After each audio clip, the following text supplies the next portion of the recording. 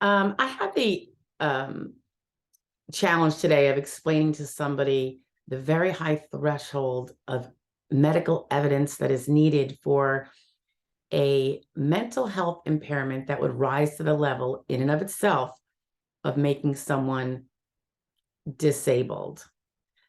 So excluding any physical impairments, let's for the moment assume there were no physical impairments and it's purely severe mental health issues or condition or disorder. And interestingly, I'm doing this on a day, it is Memorial Weekend, and I just want to wish everybody a very meaningful and memorable Memorial Weekend. I don't want to say happy Memorial Weekend. I think we've been saying that for too long and it seems a little inappropriate. But anyway, a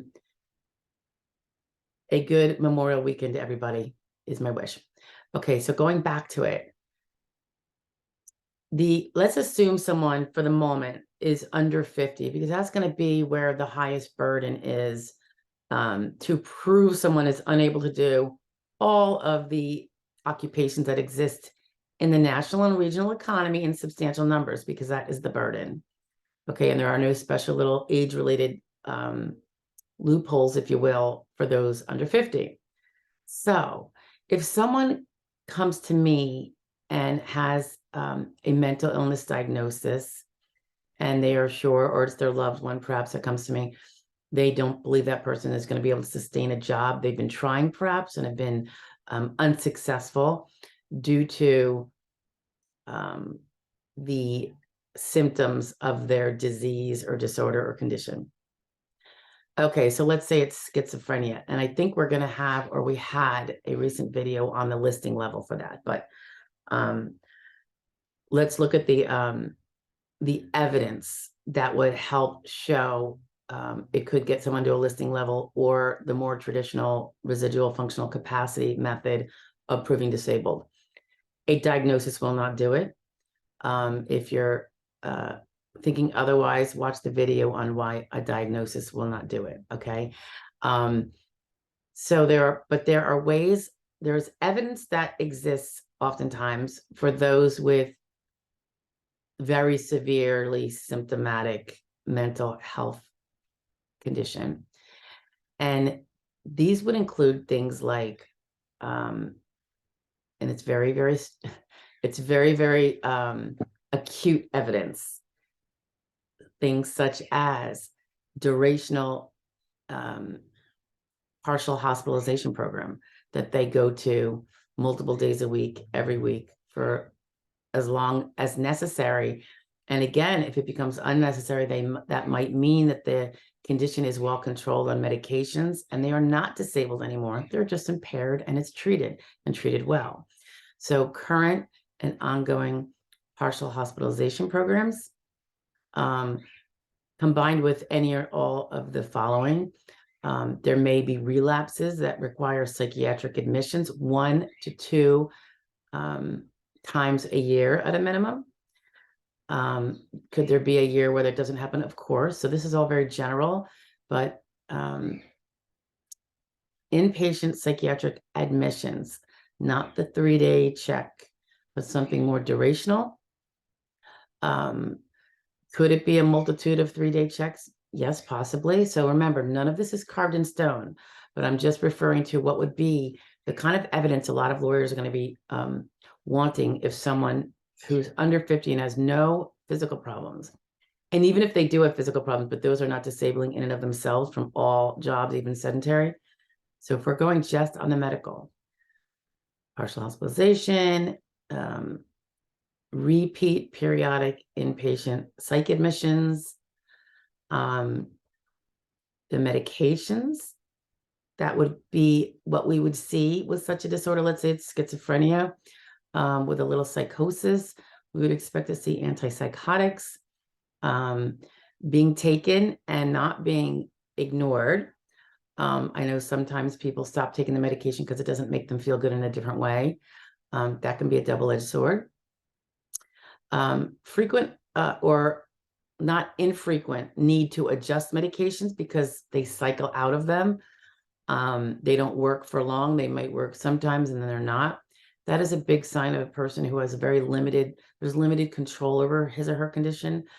So that would be positive evidence, although it's not positive for the person's health, of course. So when I talk about everything, it's about the evidence. And what makes good evidence does not necessarily, and usually does not mean that it's favorable for someone's, healthy forecast. Unfortunately, that is the nature of this beast. And forgive my hoarseness. I don't know if it's allergies or whatever. I don't smoke, so it's not a smoking voice. Although I did smoke when I was younger, stupidly, but it's been a good 20 years. Okay, what else with the mental health? Being willing and going to at least weekly talk therapy with a trusted therapist. Sometimes they lose a therapist and they don't like the next one, and then they go for a year without.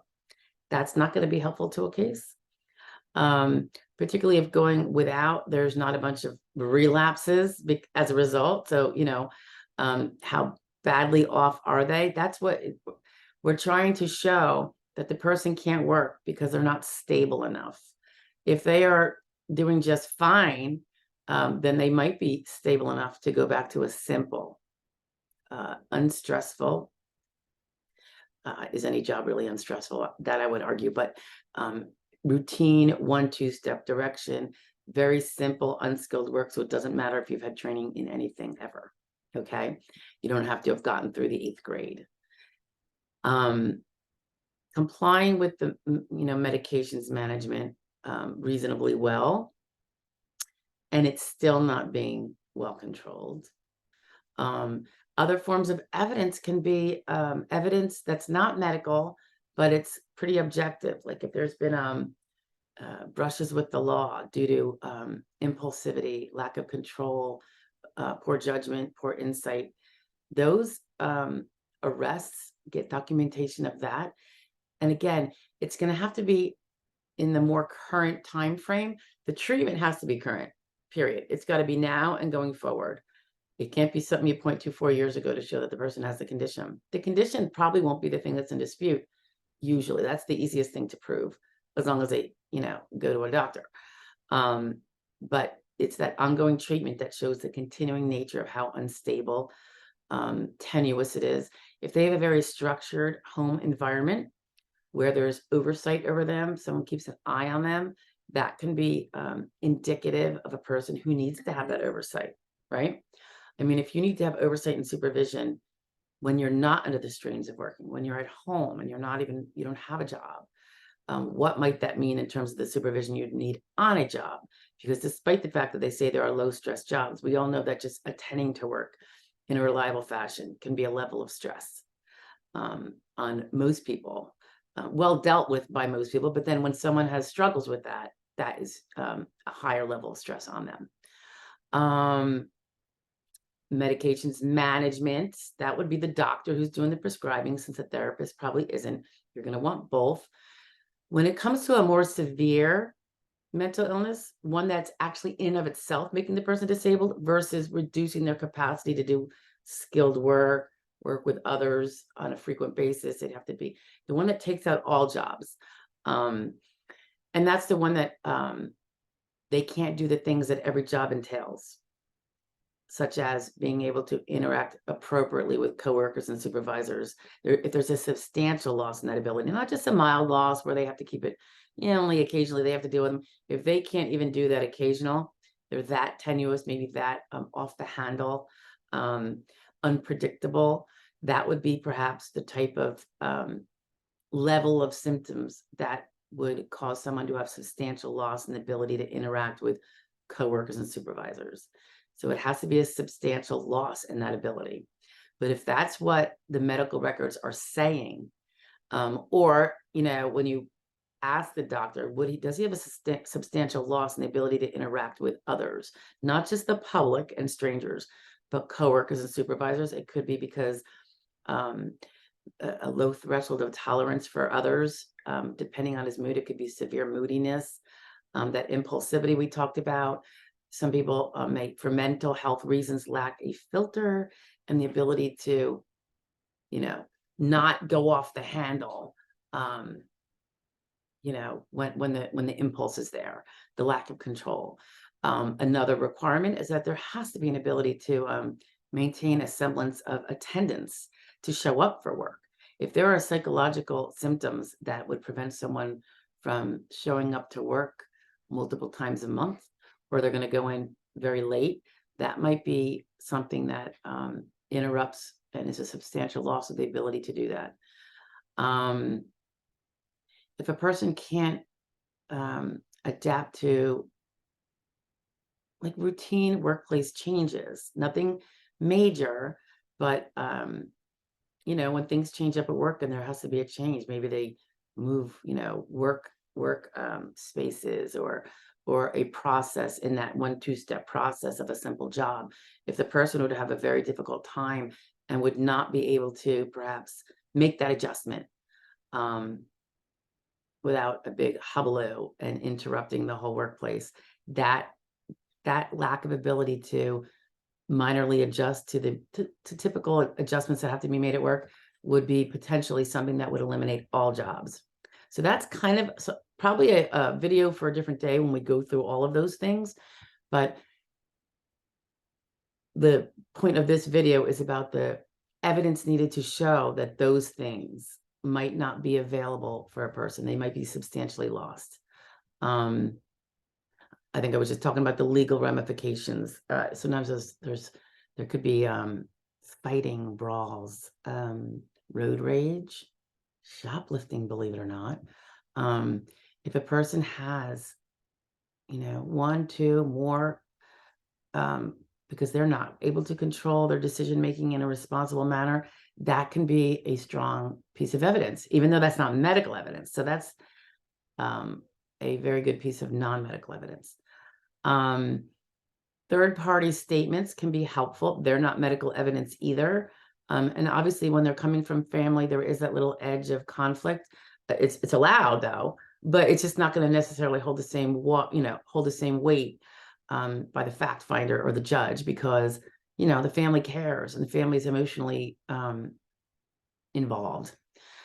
But there could be others. Like, for instance, if you can get your hands on a coworker where they used to work and how that job ended. Let's say it was because of a brawl.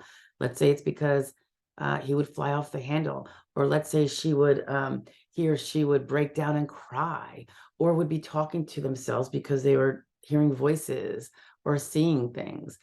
Third-party statements as to what they witnessed, particularly if it's a non-family member, but it can also be family members. But the more you can get that's not family, or not someone emotionally attached with a conflict there, can be helpful. So again, the need for the weekly therapy and the regular mental health treatment is very important. But just regular garden variety counseling with medications management when all's going well, that is not going to be a winner, I think most of us would find. Because not to prove that the person is mentally disabled from all jobs, okay? It has to be something more. It's got to be where that isn't enough. They still have to go to the hospital with these relapses, psychiatric admissions. It could be ER visits. It could be the police have to be called because the person's out of control. And then there might be a hospital visit as a result or not. It has really got to be really robust and current ongoing. If it's not current ongoing, then there's no evidence of a current ongoing severe problem.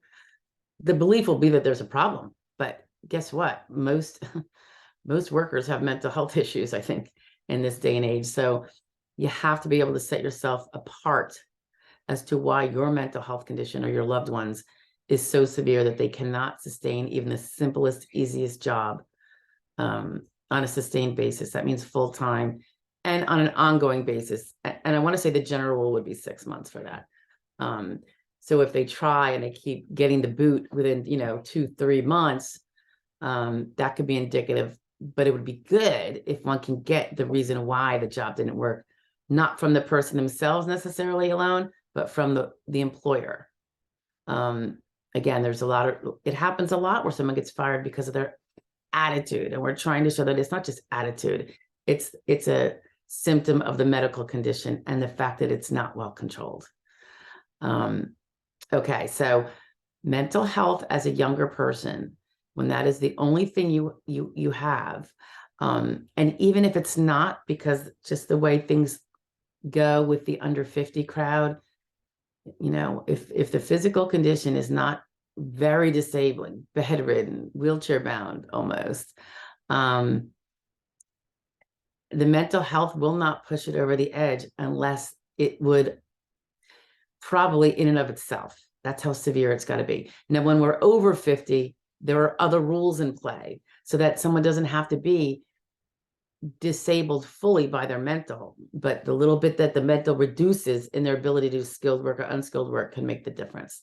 That's a whole different issue, though. I'm just talking about the evidence needed to show that it's a severe and disabling mental condition in and of itself. Okay. Really, really major evidence, guys. It is huge. Pardon my dog, buddy. Anyway, I hope that helps.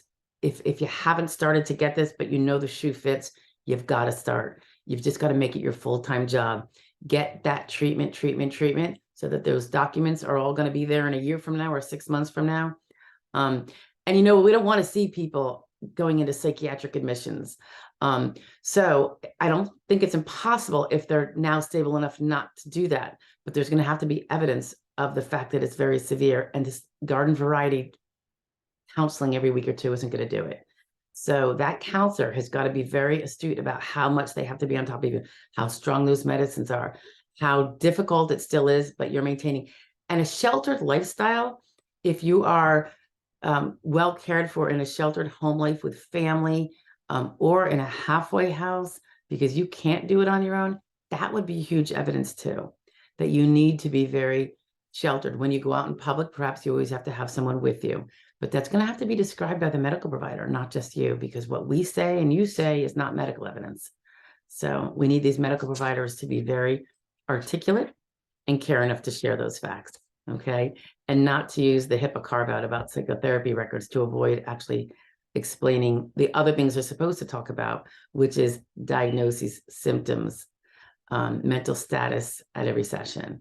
Those things are what can really bring forward a case and provide the evidence needed without the need for psychotherapy records of the details of the conversations, not necessarily, but they can certainly speak to if the person hallucinates, audio, visual, very, very important.